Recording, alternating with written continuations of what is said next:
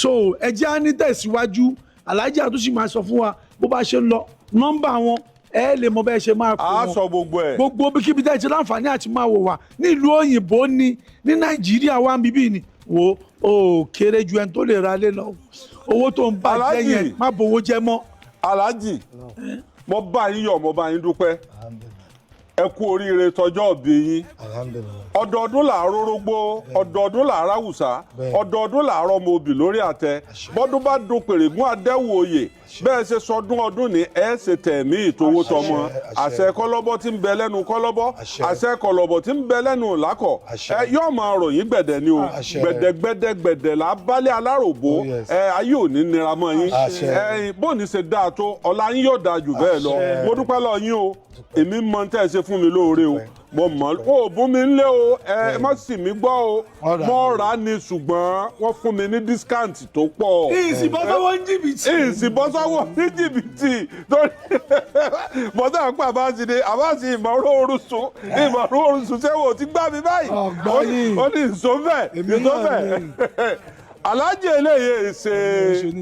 wọn ìdọwọ́rú o Alhaji eléyìí confam ni o tó bá ti ra lé ń bì àìmọye àwọn ọ̀rẹ́ mi láti diaspora ni ẹ ti ra lé síbí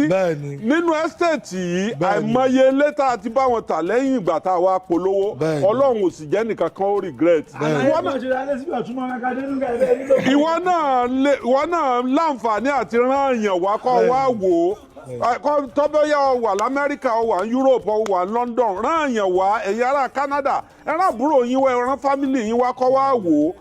ojú mẹ́wàá òjòjú ẹni kò sáà ní parọ́ fún yín báwa bá tiẹ̀ parọ́ àbúrò yín ò ní parọ́ dèpòdépò pé 40 years mi ni tèmi ti ń polówó ọjà tí mò ń sọ̀rọ̀ lórí rédíò ọdún mélòó ló kù ọdún mélòó ń kún arúgbó mélòó ló kù tí wọ́n fẹ̀yìntì ń gbọ́dọ̀ tó fi nǹkan kékeré ba ọjọ́ ọ̀la mi jẹ́ torí pé bí n bá wádìí nǹkan kọ́ confam mi ò ní polówó ẹ̀ bọ́ confam bíi mo sì lù lóǹtẹ̀. ọba ti wá ra ilé ń bì láti òní títí di ìparí oṣù o ti láǹfààní láti gé 40% iyekíye tí wọ́n bá ń ta lé ń bì wọ́n á gé 40% kúrò fọkàn rẹ balẹ̀ kò sí wàhálà kò sí yáwá wá wo ibi tó wà yìí o ìrìn ìṣẹ́jú 15 ní sí Dangote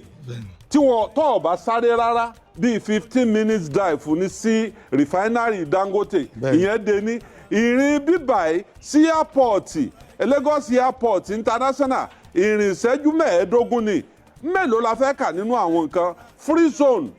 free trade zone tó tún wà ń bíbáyìí ti Lekki free trade zone ìrìn ìṣẹ́jú 10 ní síbi tó wà yìí kí ló tún wà ń dúró wò kí ló ń dúró wò ibi bá ìwé rẹ̀ wọná o àbáàsì ti wádìí ẹ̀ wo ọwọ́ná yanranyanran láláwúsá kì í ṣe jẹ̀ǹgẹ́ o